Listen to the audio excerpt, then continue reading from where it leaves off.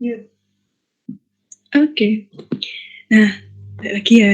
Ini kan kalau misalnya dilihat periodenya, semua itu dimulai tanggal 1 Januari sampai 31 Desember. Berarti kan full setahun itu semuanya habis. Terus di sini ada keterangan perusahaan itu mengasuransikan aset tetapnya sebesar 1,2 miliar. Nah, sabar. 1,2 miliar sama 1 miliar sebagai nilai polis. Terus Anda memeriksa polis asuransi dan bukti pembayaran premi asuransi yang disimpan oleh Bapak Denny. Tanggal 1 Januari 2012 itu dia masih mencatat asuransi dibayar di muka ke kas besar. Itu dipakai untuk mencatat waktu dia bayar asuransi pertama kali. Nah, kalau misalnya tunggu bentar ya, iki loading Camtasia.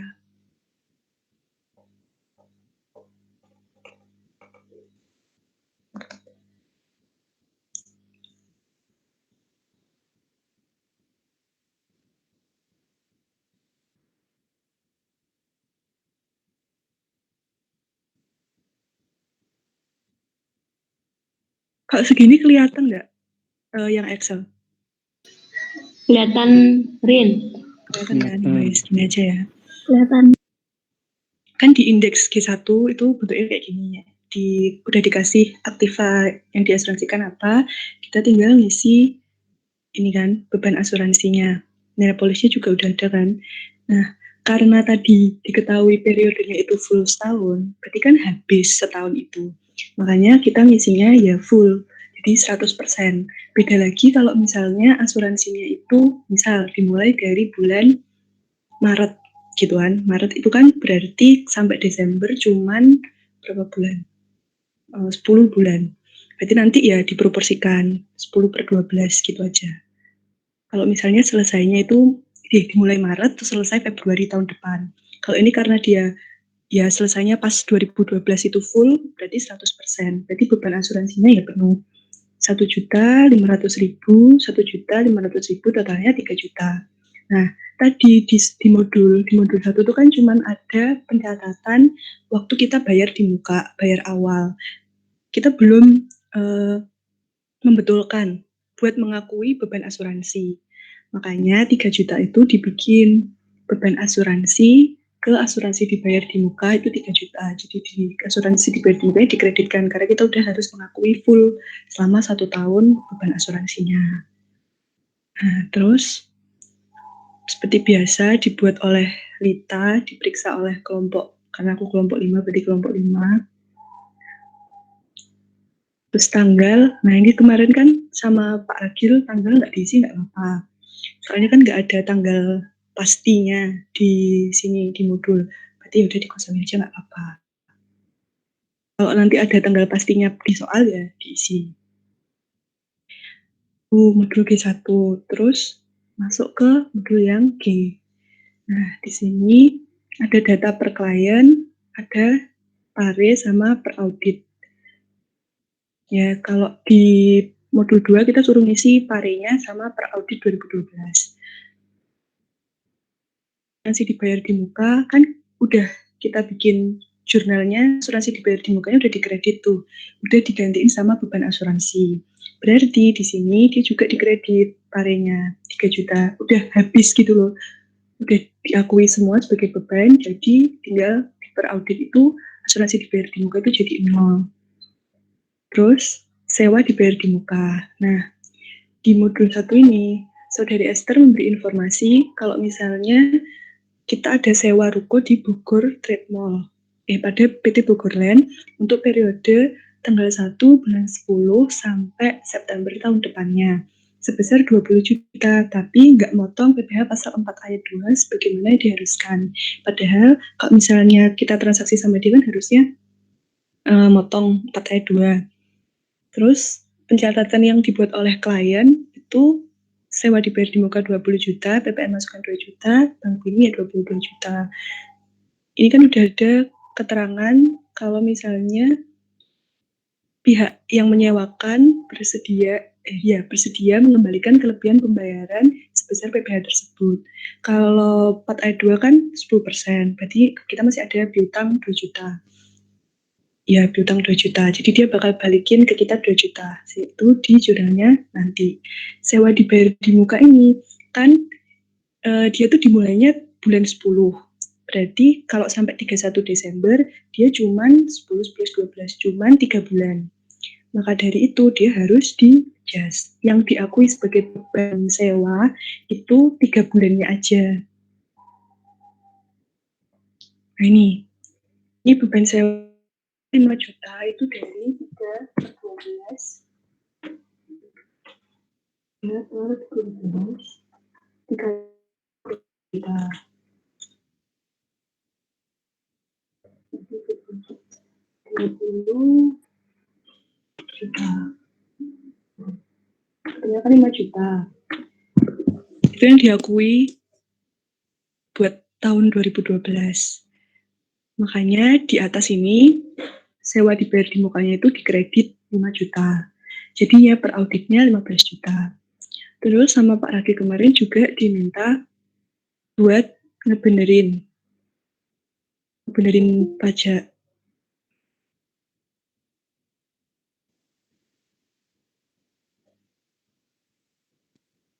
Oke, kalau menurut Pak Ragil, berdasarkan kelompoknya Thomas, Toro, sama Lastia kemarin, dia itu kan ada beban 4 ayat 2 ke utang pajak 4 ayat 2, utang pajak ke negara maksudnya itu 2 juta. Jadi 10% dikali 20 juta. Nah, terus piutang lain-lain itu karena PT Bogor Land itu harusnya ngasih uang kita 2 juta pengembalian buat bayar PPh 4 ayat 2. Jadi sebenarnya yang punya 4 ayat 2 dia, tapi kita yang motong kan. Jadi kita punya piutang lain-lain 2 juta, ke pendapatan lain-lain itu 2 juta. Nah, ini kemarin kan sama Bapak nggak boleh kalau langsung piutang ke utang, tapi ada juga versi dosen yang ngebolehin piutang di piutang lain-lain 2 juta ke utang. Lain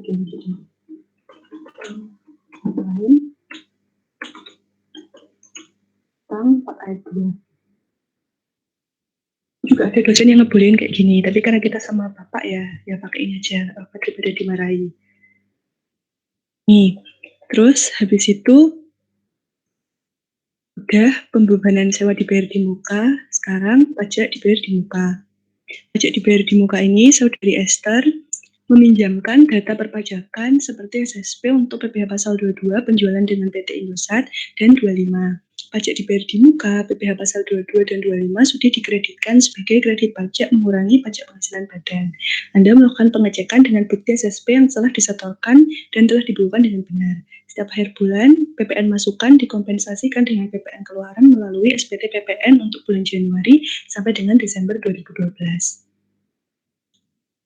Nah, di dokumen ini semuanya itu adanya pembayaran PPh pasal 25. Kita nggak nemuin dokumen yang menjelaskan PPh pasal 22. Ya kan, ini pokoknya sampai bawah full 25. Jadi 12 SSP ini isinya pasal 25 semua. Kemarin Pak Ragil kan sempat nyinggung buat masuk ke modul 8. Kelompok 5 kemarin akhirnya sama Pak Ragil disuruh gimana sama modul 8? Kelompok 5. Kelompok yang modul 5. Toro nggak sih sama Thomas? Sama Pak Ragil disuruh apa? Thomas nggak ngerti apa-apa.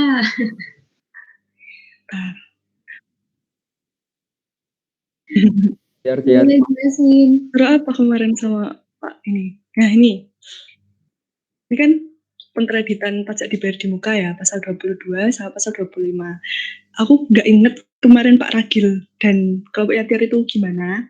Nanti kalau misalnya ada yang beda, bilang aja ya. Kalau aku dikasih tahu temanku, ini versi dosen lain.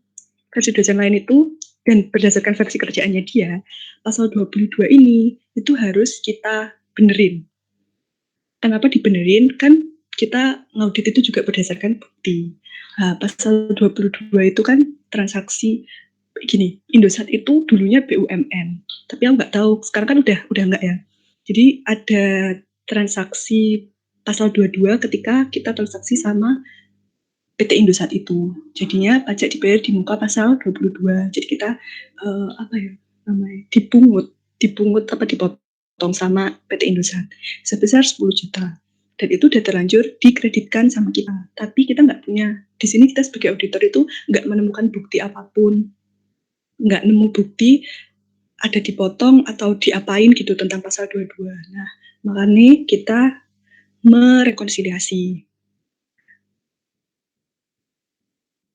Jadi pasal 22-nya itu nggak boleh dikreditkan karena nggak ada buktinya.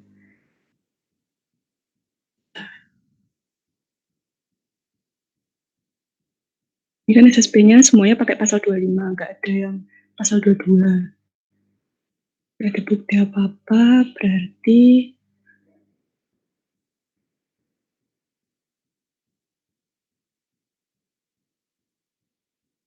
nah ini nanti tapi merekonsiliasinya itu bentar aku lupa ya.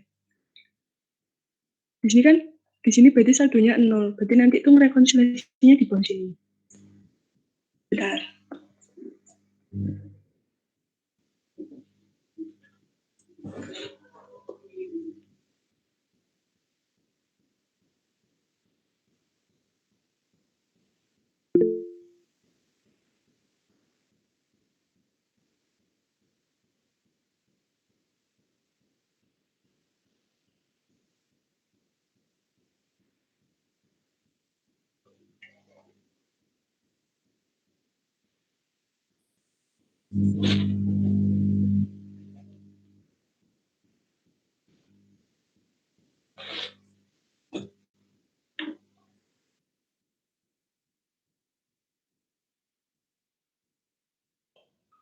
Arin mau nanya boleh nggak?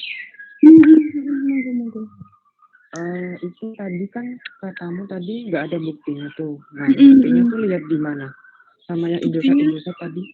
Lihat maksudnya di buku 1 dan buku 2 itu nggak ada bukti apa-apa yang nunjukin kita dipotong atau dipungut PPh pasal 22. Jadinya ya karena nggak ada buktinya bisa dianggap harusnya itu nggak boleh dikreditkan. Tapi kan kita nggak tahu ya. Kemarin kan sama Pak Ragil kan nggak disuruh ngapa-ngapain tentang yang PT Indosat ini. Jadi mungkin sama Bapak kalau misalnya kita nggak merekonsiliasi PPh pasal 22 ini nggak apa-apa. Tapi ini yang tak maksud berbeda sama kelas lain ya. Jadi di kelas lain itu ada yang direkonsiliasi PPh pasal 22-nya. Nanti ini monggo kerso teman-teman boleh menerapkan atau enggak. Nah ini jadinya saya mana yuk?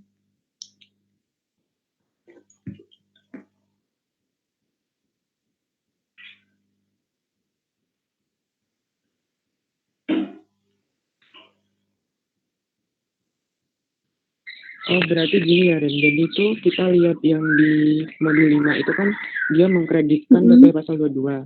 Terus lihat di yang tadi modul berapa itu tadi, 7 apa berapa, kita lihat benar dikreditkan. Tapi di buktinya itu nggak ada pasal 22 gitu, benar?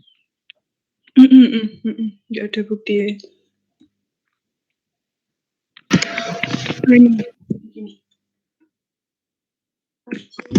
Kalau misalnya, ini mau ngerekon yang PPh 22 ya, Rin ya?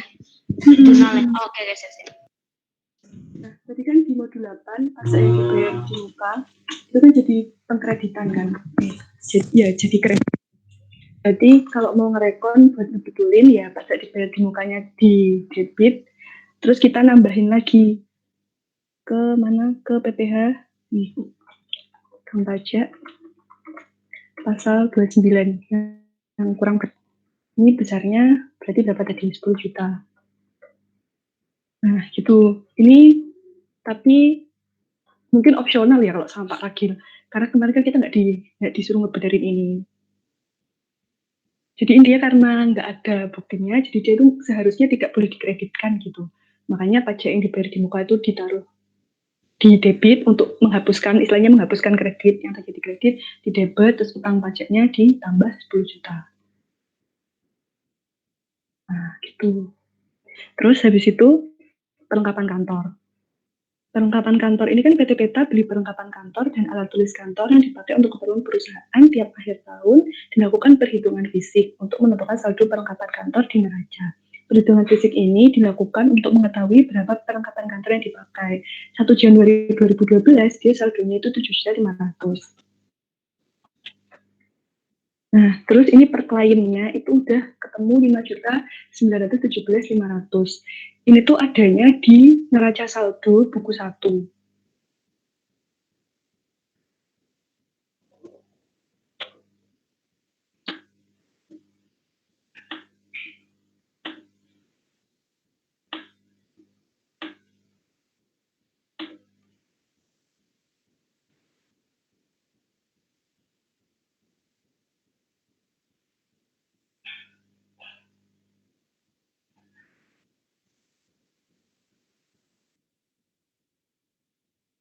Ini buku 2 deh. Oh ini yang buku 1.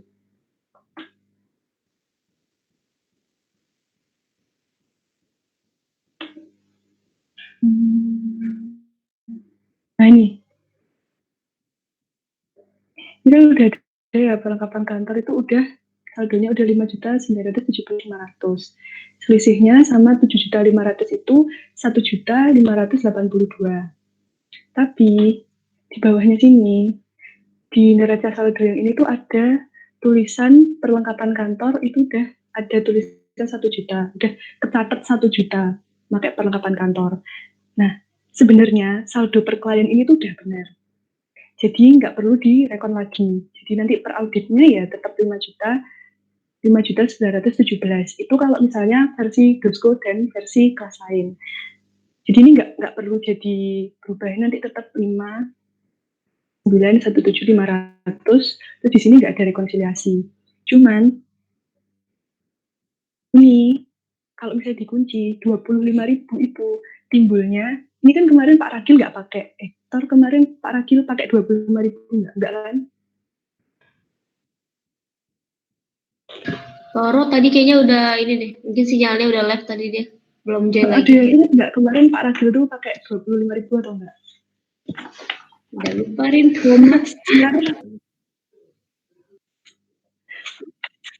Lupa. Aku lupa itu di modul berapa ya, yang ada modul 4. Nah, modul 4 itu yang kemarin buku besar, kas besar apa kas kecil? Bentar, tak cari dulu.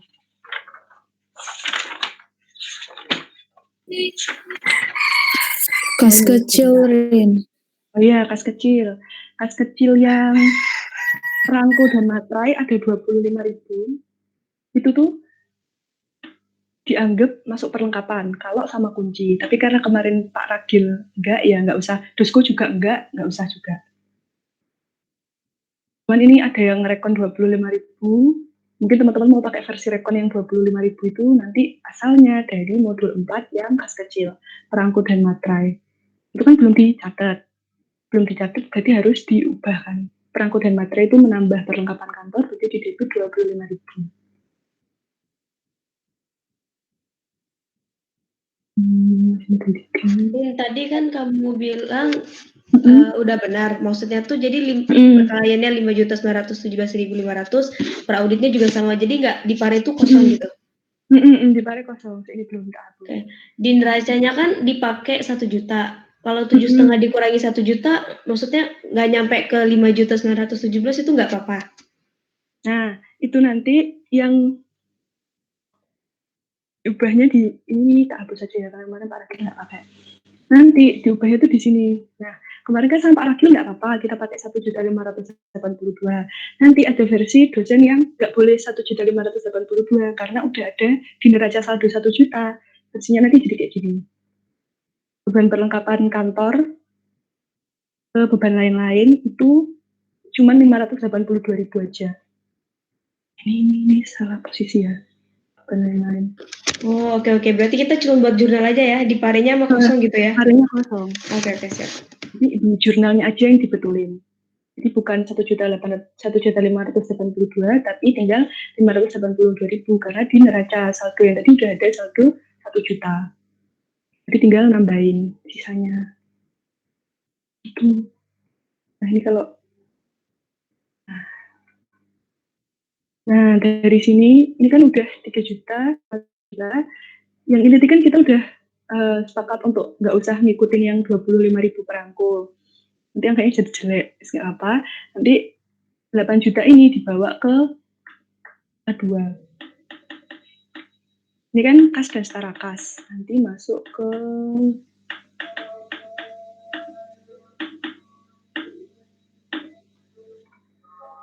kas dan setara kas. Beban dibayar di muka. Nanti di sini 8 juta di kreditnya. Azan dulu ya, gengs.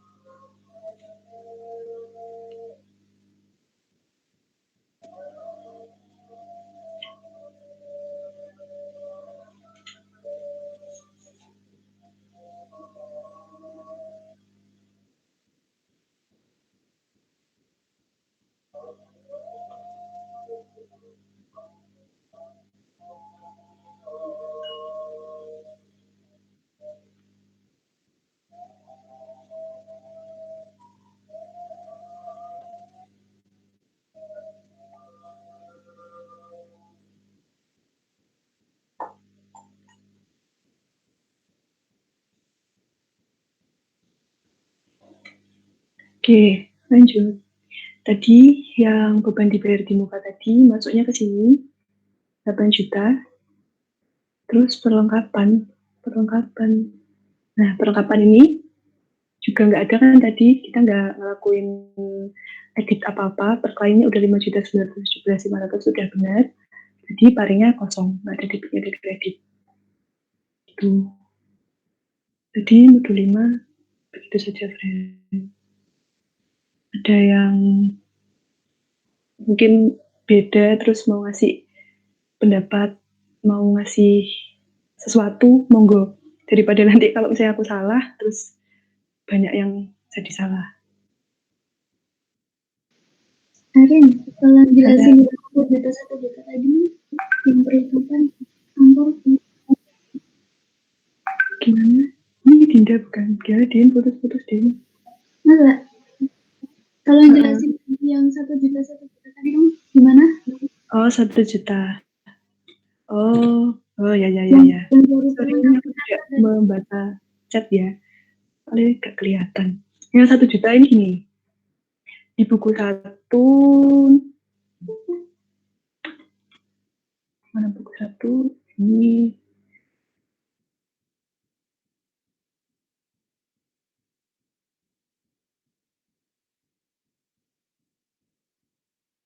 Nah, di bagian ini, Din. Neraca saldo ini udah ada tulisan, mana ini tadi? Perlengkapan kantor, 1 juta. Nah, ini berarti dia udah nyatet kan, besar 1 juta. Itu nyatet pembebanan, bukan? Ini nyatet apa ya? Ini masuk nyatet pembelian? Apa gimana? Nyatet pembelian? Iya, kayaknya pembebanan dah. Kalau pembelian, bentar. Ini kalau sewa guna usaha. Itu tuh, di situ tuh dia beli 1 juta, atau dia bebankan 1 juta? Yang bintang akuntansi ini neraca saldo ini untuk apa ya? Penggunaan gak sih maksudnya itu? Senangkepku itu udah nyatet menggunakan 1 juta. Iya kayak gitu. Kan Kalau penggunaan 1 juta kan berarti kalau perlengkapan kantornya dikredit. Lah itu kredit kan harusnya ada kurungnya toh 1 juta. Lah itu kok nggak ada kurungnya? Di mana sih macet di. Sorry ya guys, macet dulu. Yang nggak ada kurungnya di mana, Din?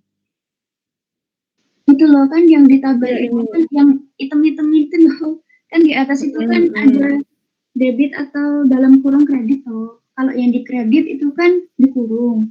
Nah, itu kalau misalnya yang dicatat 1 juta ini pembebanan, kalau pembebanan kan berarti perlengkapan kantornya kan dikredit. Nah, ini kok nggak dikurung. Jadi aku mikirnya itu kayak pembelian. Dikredit. Kalau pembelian berarti nanti jurnalnya jadi gimana, Din? Berarti kan kalau misal pembelian kan perlengkapan kantor pada cash gitu tuh atau gimana? Perlengkapan kantor. Makanya dia dia nggak dikurung. Terus nanti berarti ininya jadi 2.582.000 dong. Kalau misalnya mau Nggak di tahu. Aku ngomongnya malah. kalau direkon jadi 2.582.000 dong.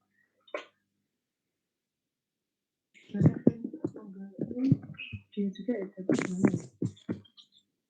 Kenapa dia di debit? Kenapa dia nggak dikurung?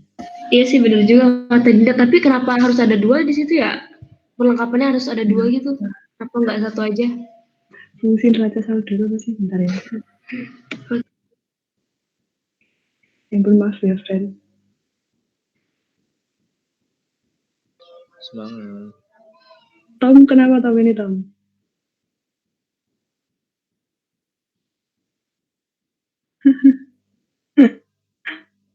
Kenapa dia itu malah mencatat pemakaian perlengkapan kantor, bukan mencatat apa namanya, Dim?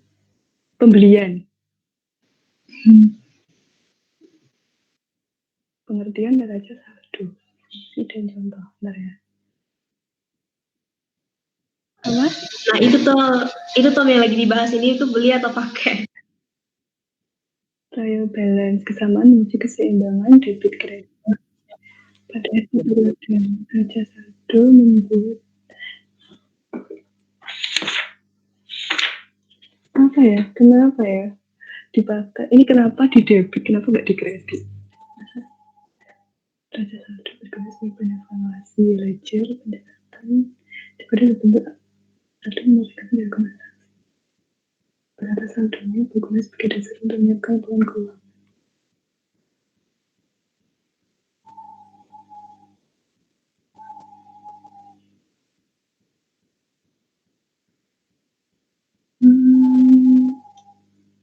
Kenapa ya, Din ya? Nggak tahu, tapi bebannya. Pertanyaannya gimana ya? Ya, ayo saldo. Pertanyaannya gimana? Pertanyaannya, kenapa kalau ini tuh pemakaian di neraca saldo itu saldonya debit bukan kredit? Ini kenapa ini tuh nggak di dalam kurung, tapi 1 juta gitu aja. Kalau di kredit kan harusnya dia 1 jutanya di dalam kurung. Ini ceritanya dia tuh kayak pakai barang ya gitu.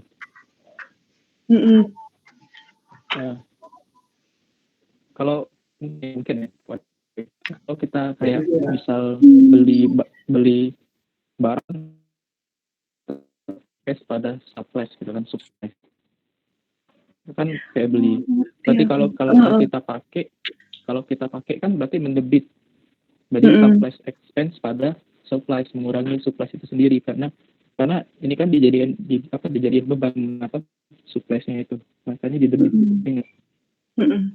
Aku kayak gitu juga, soalnya ini aku lihat gaji itu kan, gaji itu nggak ada ya masuk ke kita, gaji itu ngeluarin.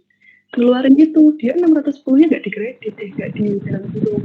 Jadi kita nanti yang gaji orang ya kita yang ngeluarin uang, bukan kita yang dapat uang gitu. Paham maksudnya nggak, Din? Paham.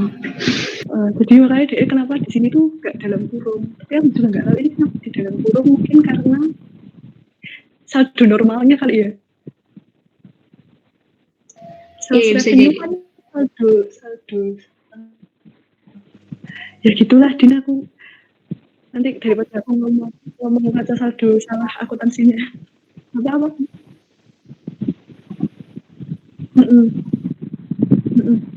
Ini 2012. Ini nggak premium kayak punya Andi ya, maaf.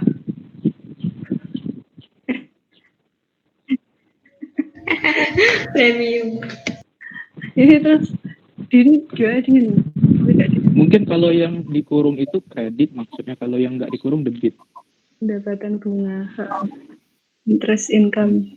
Ini kan seluruh nih, kalau kita sandingkan kan aset sama dengan liability dan equity. Nah, kalau yang aset itu debit, jadi nggak dikurung. Kalau yang liability dan equity dia kredit, jadi dikasih kurung. Karena digabung, jadi kelihatannya satu gitu. Nah, itu Din.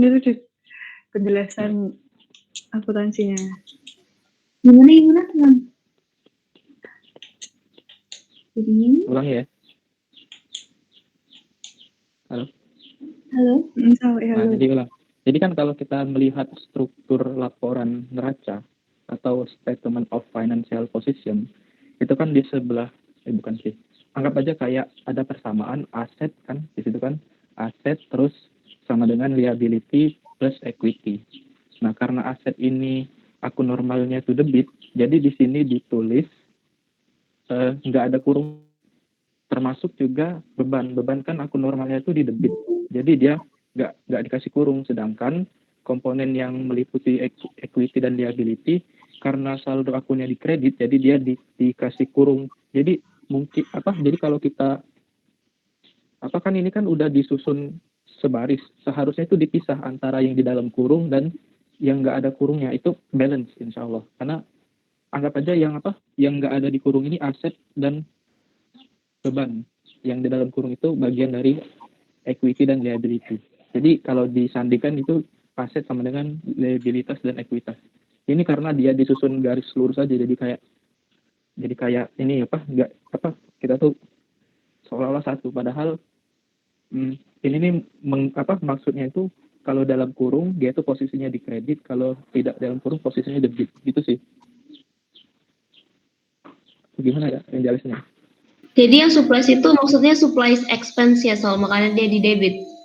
Mungkin karena kan di kayak pembayaran beban gitu.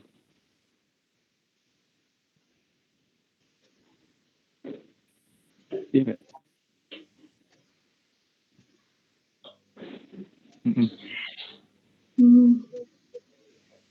Minggu depan tanya Pak Ragil aja deh.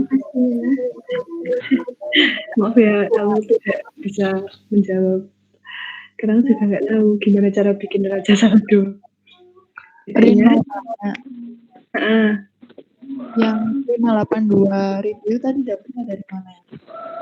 Dari ini kan 782.000, 782, 7.500, mana nih? Ini perlengkapan kantor, ini 2011, itu 7.500. Ini saldo 1 Januari 2012. Ini saldo 31 Desember 2000, ini 1 Januari 2012, ini 31 Desember 2012. Nah, berarti kan ini ada selisih 7.500 sama 5.917 sekian, itu 1.582.500. Ini harusnya 1.582.500. Ini sih, ya.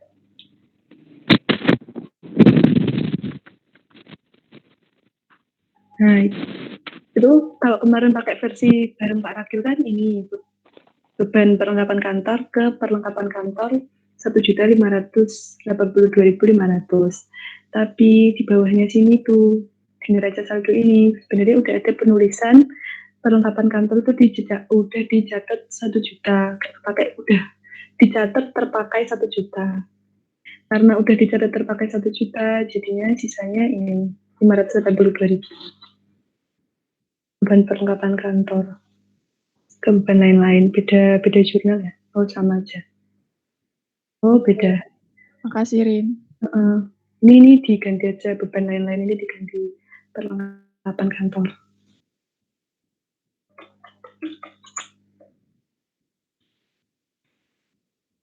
Ya. Terus ada lagi friend belum masuk modul 6, satu indeks kok modul 6. Jadi habis modul 6 udah. Rin, kalau kan kalau di kuncinya, kalau di apa yang lembar buat jawabnya itu kan tulisannya 5,9 juta ya. Itu berarti nilai 5,9 juta itu asalnya dari mana? Gimana? Jawaban itu yang sampingnya 15. Ini bukan ke ini. Nah, kliennya itu ngambil datanya berarti dari mana ya? Soalnya kan di ini kan kalau ini tapi pemikiranku ya. Apa mungkin di neraca saldonya ini yang satu itu harusnya 5,9 gitu ya? Soalnya kan sebenarnya datanya dari itu kan, dari neraca saldo kan, kayak yang asuransi sama itu saldo gitu. Mungkin deh kalau misalnya kayak salah ketik gitu. Sing salah ketik sing mana sih ini?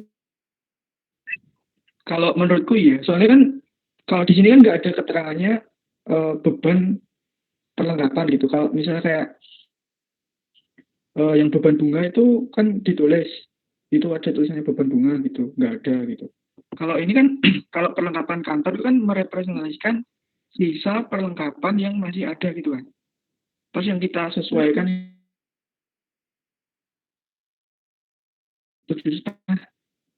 Nah, di sini ada beda, yang di kunci buku 2-nya itu kan ditulis 5,9, kalau di sini ditulis 1 juta perlengkapan yang masih ada gitu.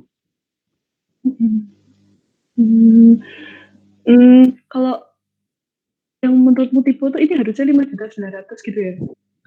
Kalau menurutku apa ini sih 1 juta? Monggo. Soalnya nomor akunnya juga beda. Nomor akunnya beda. Oh, ini 83009 yang atas. 108,0. Kenapa ya beda ya? Kayaknya menurutku benar. Nanti kalau misalnya kan aku kalau menurutku tuh itu pembebanan, bawah itu pembebanan 1 juta, yang atas itu udah bener 5.917. Soalnya kalau dilihat kan ini saldo, ini kan sebenarnya per audit 2011 7.500.000. Sorry, udah paham. Berarti yang ini yang tipenya itu yang perlengkapan kantor itu harusnya beban perlengkapan kantor gitu ya? Yang mana? Oh, yang ini ya, yang 1 juta ini ya? 1 juta, iya. Aku nggak lihat yang itu 5,9, sorry. Oh ya mungkin bisa jadi. Aku nggak tahu juga ini kenapa neraca saldonya buku ini. Ya bisa jadi gitu, bisa jadi enggak. Kalau 8 itu untuk akun apa ya, lupa? Oh, dicari sih di depan. Kan kalau 1 tuh pasek kalau nggak salah. Berarti kalau dia ya juga ya, bisa lihat dari situ. Tapi di depan nggak ada. Di mana sih? Di akuntansi ya, lupa juga. Ya. Itu di pengakun 1. Udah lupa. Ya nanti mungkin di Google, tak cari Google. Di googling ya, googling gue salah. Ya gitu kan. Pakai akun 8. Ya juga ya. Kalau menurutku ya pengeluaran sih, soalnya gaji. Aku lihat gaji kok debit. Dari yang modul 5 ada lagi nggak sambil nunggu Solihin nge-search?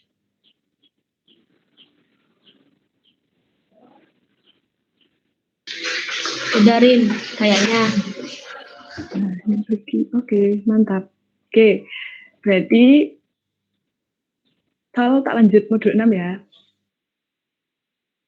Oke, masuk modul 6. Sama 1 insya Allah udah selesai. Modul 6.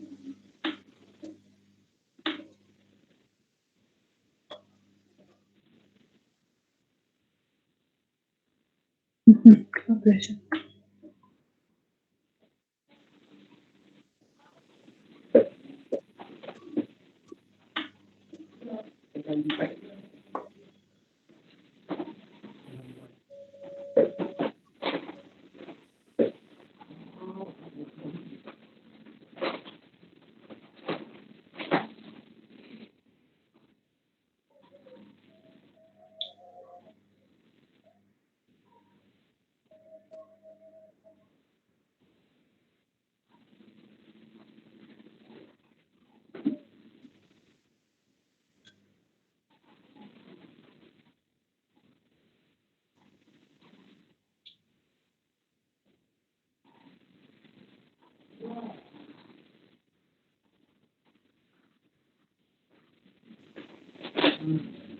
Oke, modul 6.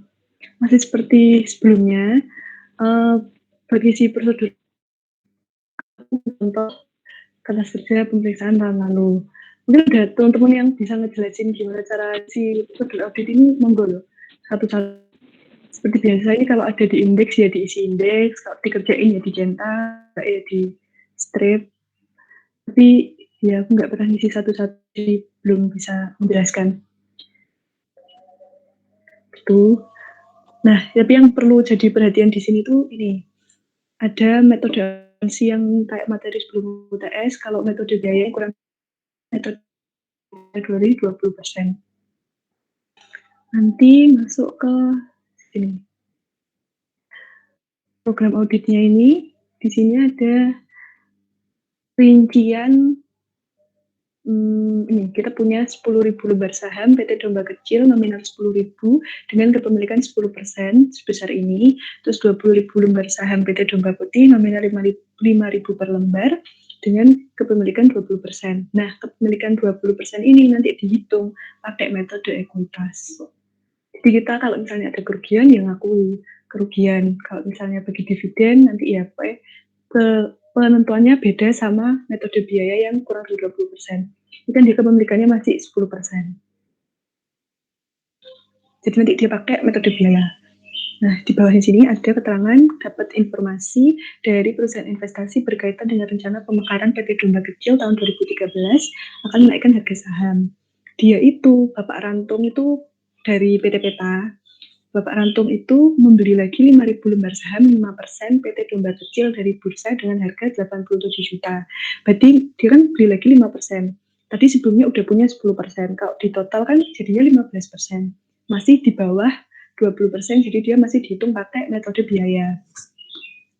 Nah, di sini dia beli harganya 87 juta dari bursa, termasuk beban broker sebesar 1.500.000. Ini termasuk beban broker. Kemarin diinterpretasikan 1.500.000 itu berarti udah masuk ke 87 jutanya atau 87 jutanya atau belum? Yang presentasi modul 6. Ada nggak di sini? Udah kayak yang biaya broker tau? Itu masuk ke 87 juta ya? Iya, kayak lo. Berarti gimana? Berarti investasinya itu harga aslinya 80 berapa? 87 dikurangi 186, 85.500. Oke. Oh iya, aku juga baru nyadar ini termasuk beban broker. Selama ini aku nanya, dia nggak termasuk. Catatan pemeriksaan. Modul ini. Oh iya.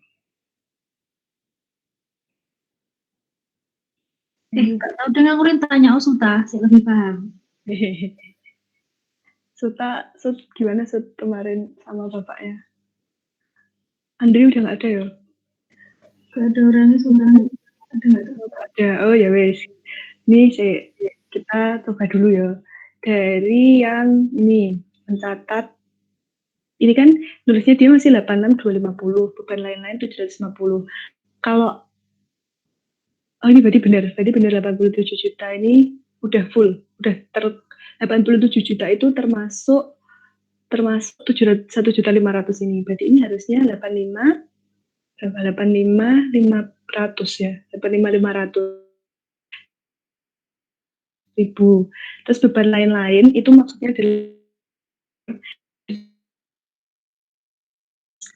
dan di sini tapi di sini aku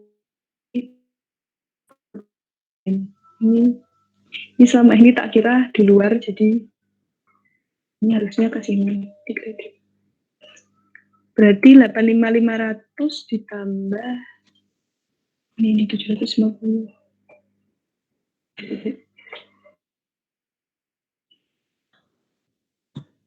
Dua 3 750 2K ditambah sama Halo? 5. Halo. Ya. Tadi udah ketemu aku. Iya, monggo. Jadi itu kode akun itu ada di buku 1 halaman 29. Benar, berarti 8 itu untuk beban operasional. Di buku 1 halaman 29. Profesor, Itu halaman 29. Nah, itu friends. Wis mantap sekali. Thank you Sal. Iya, oke. Alhamdulillah. Lanjut. Oke. Ini ngeluarin dari Bank Bini 87 juta dan lain-lain. Oke. Sorry Rin tadi Miss yang 750.000 itu jadinya dia nambah investasi saham ya? Sebelumnya aku baru nyadar kalau ternyata dia itu udah termasuk. Makanya sebelumnya itu ngerjainnya nambah investasi saham. Karena aku pikir investasinya 87 juta, beban brokernya 1.500.000. Jadi aku pikir selama itu gitu. Ternyata 87 itu udah include semua. Jadi harga investasinya cuma 85.500. Terus sama beban lain-lainnya 750.000. Gimana ini? Berarti beban lain-lain mengurangi investasi. Beban lain-lainnya nggak masuk ke investasi. Dipisah nggak sih harusnya? Emang benar dipisah nggak sih beban broker itu? Akuntansi itu kok bentar. Ada ingat nggak, friend? Seingatku dipisah. Kalau beban lain-lain itu, kalau misalnya dia langsung itu masuk ke harga investasinya. Oh iya. Ada yang beban langsung, ada yang beban nggak masuk, ada yang beban yang masuk. Ada yang langsung, soalnya nggak langsung. Nah mungkin yang ini langsung toh, jadi yang 750 ini bukan jadi beban, tapi itu dimasukin ke harga investasinya. Masuk ke investasi gitu pokoknya. Dulu itu pas AKM kayaknya. Dia tuh pakai yang cost method tuh loh. Pakai metode apa tapi masuk investasi gitu aja. Nggak ngerti. Iya. Soalnya kurang dari 20% itu bulan. Iya. Iya, buku akuntansi. Itu berapa ya akuntansi itu? Di pengakun 2 kayak. Di sebelum sini ada. Nah ini di skip dulu ya. Nanti ngecek apakah 1.500.000 itu dihitung investasi atau udah bener kayak gini dipisah beban lain-lain. Karena aku sendiri juga baru Yuk, terus lanjut ke ini pada tanggal 31 bersama-sama mempersiapkan dokumen. Ini PT Domba Kecil ngasih informasi kalau kita dapat kita dapat apa ini?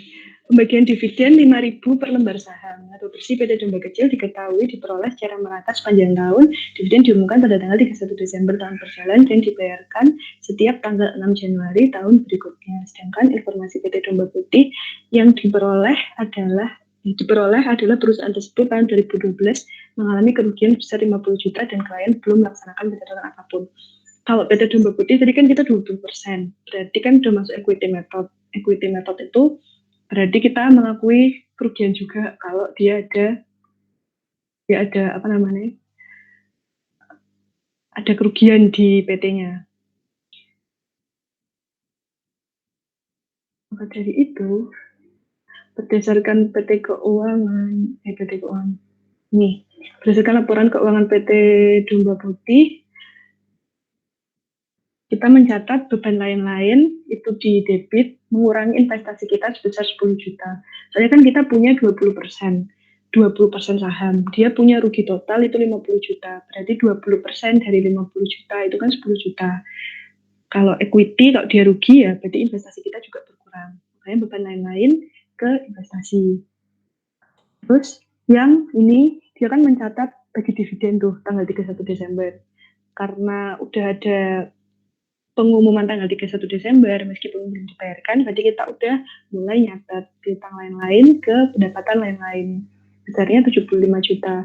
Dari mana? Dari kita punya, ini kan bagi lembar sahamnya, per lembar saham itu masih dividen 5.000.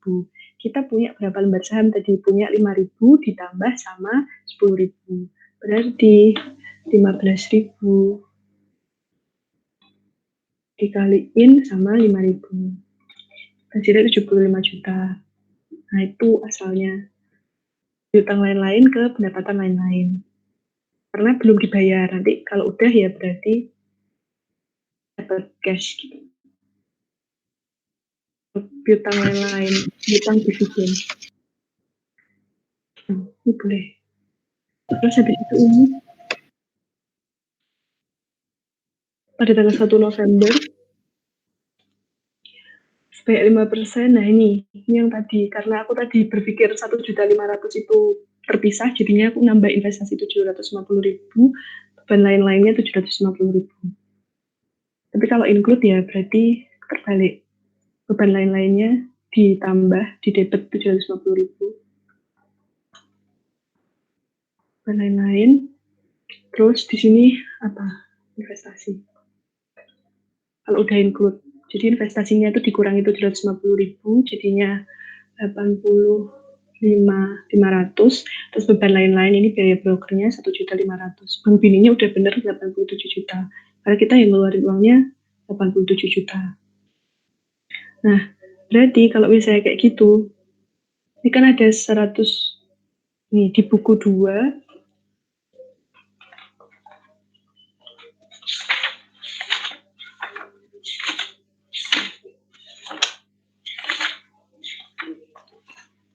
Di buku 2 modul 6, modul 6 itu kan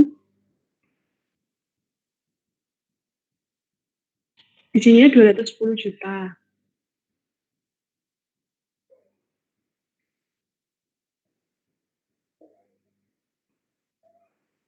Padahal di sini PT Domba Kecil tuh punya kita udah 123 juta 750 ribu, 750 2 ke ditambah sama investasinya 85.500 2 ke nih cuman 209 250. Jadi ini harusnya di kredit kalau include.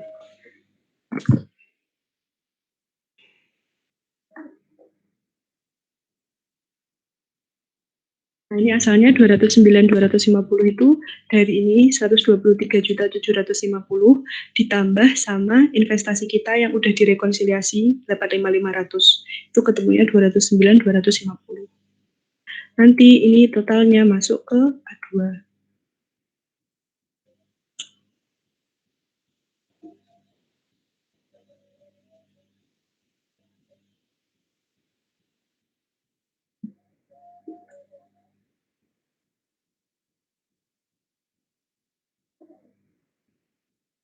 Nanti ini dibawa ke A2 33 juta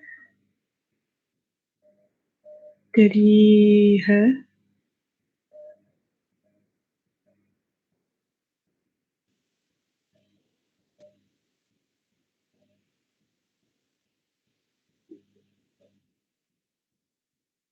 Nih ke investasi. per kliennya 343.500, di sini jadi 333 juta. Ini ya 10.750. Tadi berapa ya?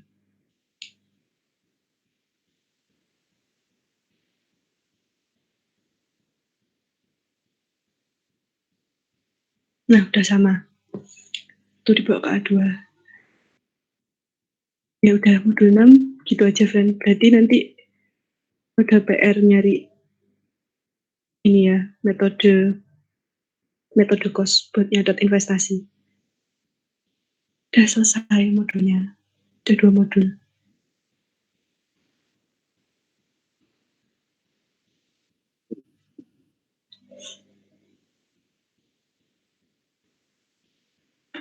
Dah. Sorry ya, gengs, aku kalau jelasin muter-muter. Oh ya, Rin, kalau misalnya seandainya tadi yang di atas 20% kan, terus dapat dividen, itu nanti jadi nambah investasinya ya? Jurnalnya? Dapat dividen. Oh iya, Oke, siap. itu tuh ada yang ingat ya? Nggak ya, itu bab berapa ya?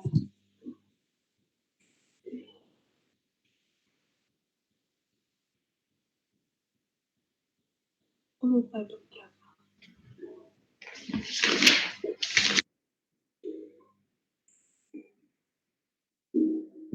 Ya nanti tak carikan lagi. Iya, siap. Bab Sip. investment itu nggak salah ya? Bab Oke. investment. Ada lagi nggak, friend? Sebelum kita mengakhiri.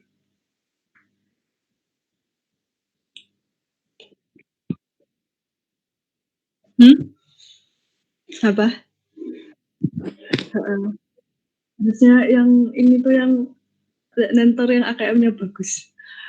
Jadi karena AKM-ku tidak bagus, akhirnya aku jadi nggak tahu kalau ditanya. Sorry ya, friends.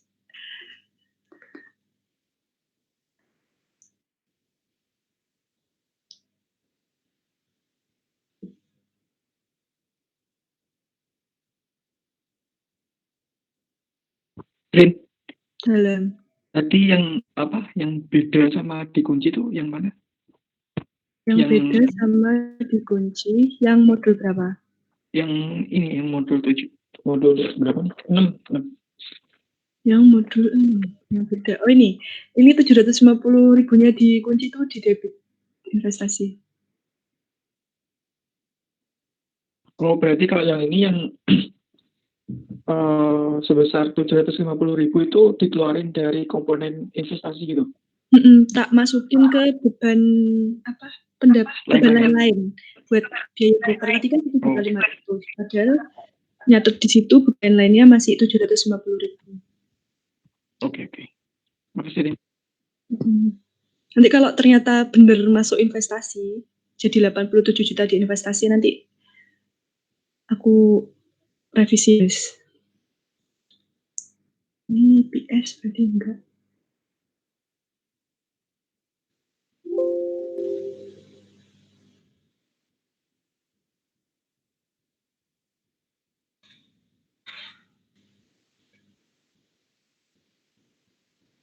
Beberapa ya.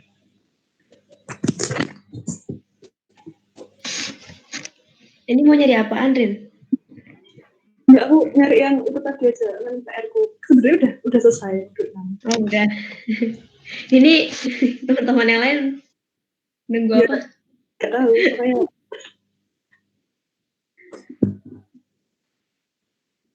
Yaudah, Toro moderatornya. Gimana nih, Toro? Ini soalnya aku cuma tahu like untuk 6, 5, 6. Nanti malam dilanjutin lagi. Ini paling capek juga loh habis kelas. Rin, tadi yang 750 dan kok dikredit gimana, Rin? Dikredit itu karena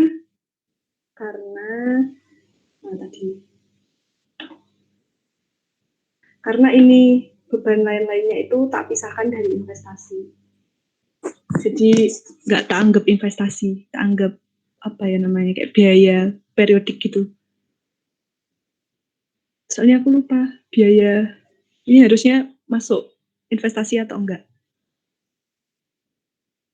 Kalau benar dimasukin investasi, berarti 750 tadi itu benar di debit. Jadi beban lain-lain ini nggak ada.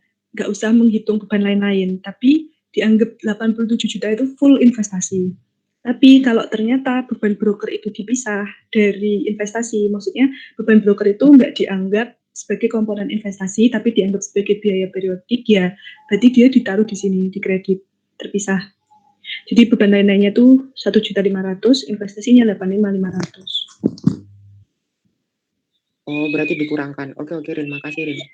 Siap. Rin tanya yang dividen tadi, Rin. Dividen, ya. Dividen. Hitungannya. Kenapa? Hitungannya yang 75 juta tadi. Ya. Ini ya, 75 juta itu kan kita punya saham di PT Gelombang Kecil pertama kali yang beli tanggal 9 Juni itu 10.000. Terus di sini kita beli lagi pas tanggal 1 November. Kita beli lagi 5.000. Berarti kan sekarang kita punya 15.000. Posisinya sampai tanggal 31 Desember. Nah, 31 Desember itu si domba kecil ngumumin kalau dia bakal bagi dividen 5.000 per lembar saham. Berarti kan kita tadi punya 15.000. Terus satu lembar saham itu dapat 5.000. Berarti ini sama dengan 15.000 saham yang kita punya dikaliin sama setiap lembar saham dapat 5.000. 75 juta. Ini di sini. Ini maksudnya. Udah. Oke, makasih, Rin.